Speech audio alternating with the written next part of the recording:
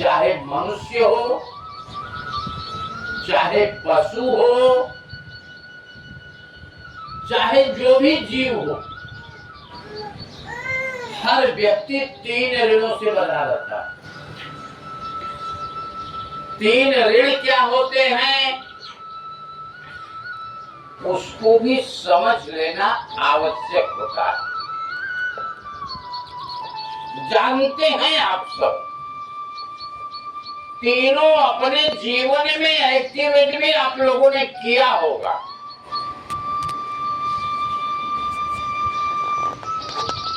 पहला ऋण है देव ऋण। देव ऋण से व्यक्ति को मुक्ति तब प्राप्त होता है जब देवताओं की पूजा हम आप करते हैं, जैसे आज कर रहे हैं। दूसरा है ऋषि ऋण। ऋषि ऋण से मुक्ति हम आप तब प्राप्त करते हैं जब किसी अतिथि का सम्मान करते हैं। तीसरा है पितृ ऋण। पितृ ऋण से मुक्ति तब प्राप्त करते हैं जब संतान में पुत्र की उत्पत्ति हो।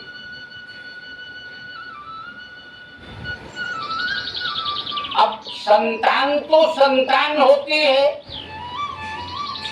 चाहे बेटी हो चाहे बेटा हो।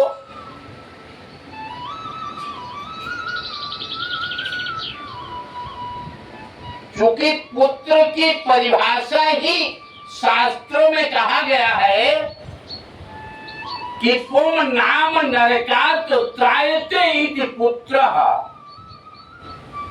पुत्र वह है जो कि पिता को नरक जाने से बचाता। पुराणों में, शास्त्रों में ये कहा गया है केवल मनुष्य ही पितृऋण से मुक्ति प्राप्त करने का प्रयास नहीं किया है। मनुष्यों से पहले देवताओं ने भी पितृऋण से मुक्ति प्राप्त करने का प्रयास किया। जैसे जिसकी पूजा हम आप कर रहे हैं, इन्होंने भी पितृऋण से मुक्ति प्राप्त करने का प्रयास किया।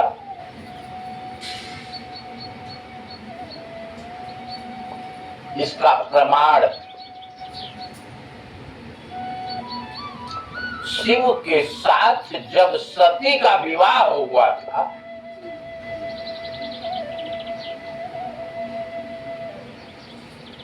सती शिव के वामांग में आना चाहती थी। जब तक वामांग में आने का अधिकार पति नहीं देता, तब तक संतानोत्पत्ति एक्टिवेट नहीं होता।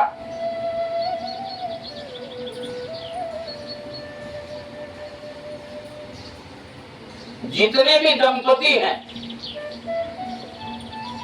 चाहे रंजीत को देख लीजिए, रंजीत का भी विवाह जब हुआ था तो दोनों पक्ष के ब्राह्मण लोग सप्तपदी बोले होंगे। उस सप्तपदी में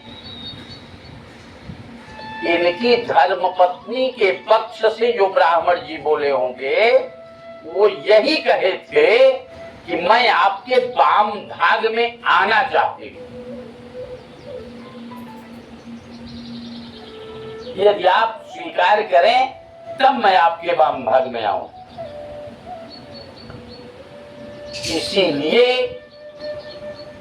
पूजा पाठ करते समय पत्नी दाहिने बैठती है और सैया पर सोते समय पत्नी को बाएं होना। ये शिव की बात मैं बोलूं अगर, शिव जी का जब विवाह सती के साथ हुआ, संतानोत्पत्ति नहीं हुई। वही सती अगले जन्म में पार्वती के रूप में जन्म लिया। विवाह करने के लिए बहुत प्रयास किया, बहुत साधना किया, लेकिन शंकर जी अपनी तपस्या में लीन थे, विवाह करने के लिए तैयार नहीं हो। अंतिम प्रयास कामदेव के सहयोग से शंकर जी की साधना तोड़ी गई। उसका दुष्परिणाम ये मिला कि शंकर जी की साधना तो टूट गई, लेकिन तीसरे नेत्र की ज्वाला से नवविवाहित कामदेव भस्म होकर के राख हो गया।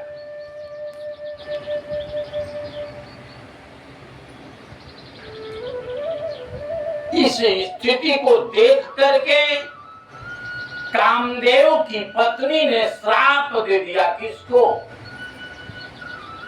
पार्वती को श्राप दिया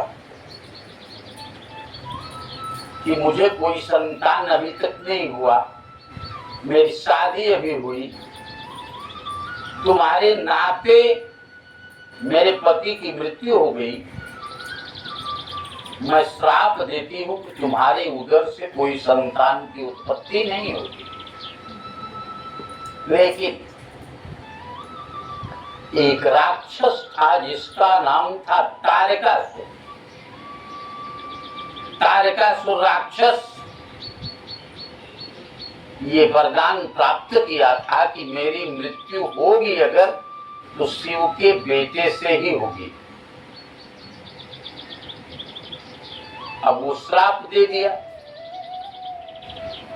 जैसे आजकल तो आप लोग देख रहे हो, प्रायः डॉक्टर कार्तिकेय का जन्म करवाया।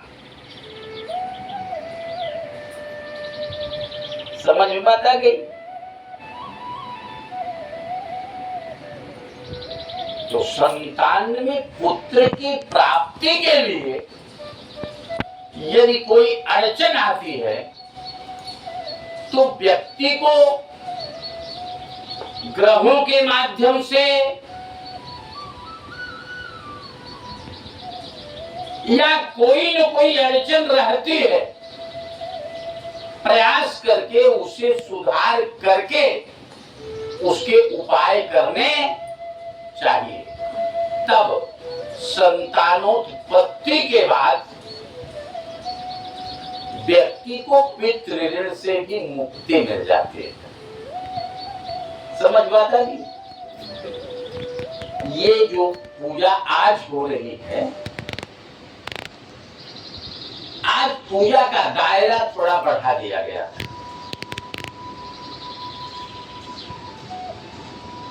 ये रुद्राभिषेक तो आचार्य आदित्य जी करते ही, कराते ही थे। हमारी एंट्री इसलिए हुई कि कम्बिनेट वास्तु शांति भी कनेक्ट किया जाएगा। जैसे घर के दीवार तो एक बार बनते हैं, लेकिन उसके कलर का परिवर्तन बार बार करते हैं तो नया लुक आ जाता है। हर घर में गृह प्रवेश तो एक बार होता है,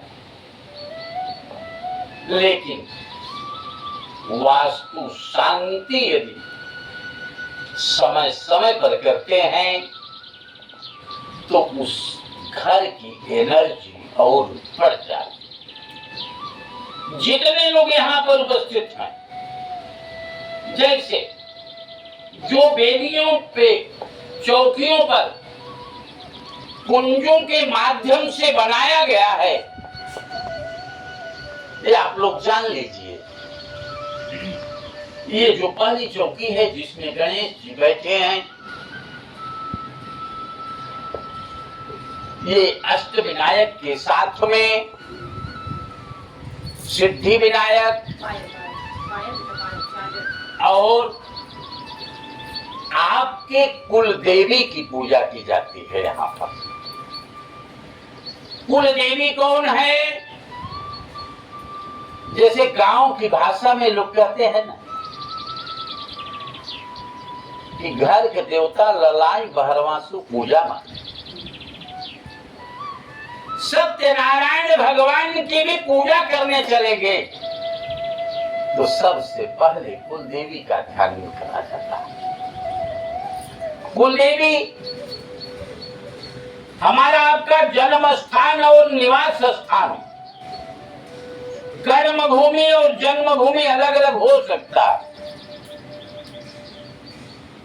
जैसे रंजीत जी का जन्म बिहार शरीफ में शायद हुआ ना, मैं समझ रहे, लेकिन कर्म भूमि इनका शास्त्रों के माध्यम से ये कहा गया है कि अपि स्वर्णमयी लंका न मे लक्ष्मण रोचते जननी जन्म भूमिश्च स्वर्गादपि गरीयसी। राम ने रावण पर विजय प्राप्त कर लिया तो विभीषण को राजा बना दिया। लक्ष्मण को कहा कि विभीषण को सब चार्ज दे दो, तो लक्ष्मण ने अपने भैया राम से क्या कहा जानते हो कि भैया सोने की लंका है, खजाने में बहुत माल है, राजा तो उसको बना देते हैं, वित्त मंत्रालय अपने पास रख देते हैं। तो राम ने क्या कहा जानते हो, अरे लक्ष्मण ये सोने की लंका जरूर है, लेकिन अपनी जननी और अपनी जन्मभूमि स्वर्ग से भी प्यारी होती है, इसलिए इसकी लालच मत करो, इसको छोड़ो, जिसका है उसको दो। तो ये जो कुल देवी हैं ये आपकी जन्मभूमि से कनेक्टेड होती है। ये जिनकी पूजा हम आप करते हैं तो हमारे निवास स्थान पर किसी भी प्रकार का कुदृष्टि रहता है, निवास स्थान पर निवास करने वालों पर किसी की कुदृष्टि यदि होती है तो वो कुदृष्टि दूर करने में ये कुल देवी सहायक होती है। इसके बाद में इसी चौकी पर लक्ष्मी का भी ध्यान किया जाता है। पैसा हर व्यक्ति कमाता है, लेकिन कुछ ऐसे लोग होते हैं कि लाख रुपए महीने कमाते हैं, लेकिन 20 दिन 25 दिन के बाद में 5 दिन का कौन कार्ड आता है, एडवांस कार्ड क्या कहते हैं उसको, क्रेडिट कार्ड यूज करते हैं। समझ रहे हैं? हम तो क्रेडिट कार्ड कभी यूज नहीं किए, लेकिन समझ में बात आती है, ऐसे लोग भी आते हैं। तो उसको बैलेंस बनाने के लिए लक्ष्मी जी का ध्यान किया जाता है और लक्ष्मी जी की भी पूजा किया जाता है। जैसे लक्ष्मी का वाहन क्या है रंजीत भाई बताइए?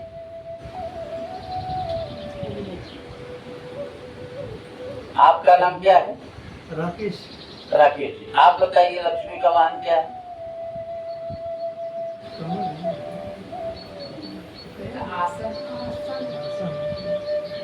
तुम बताओगे?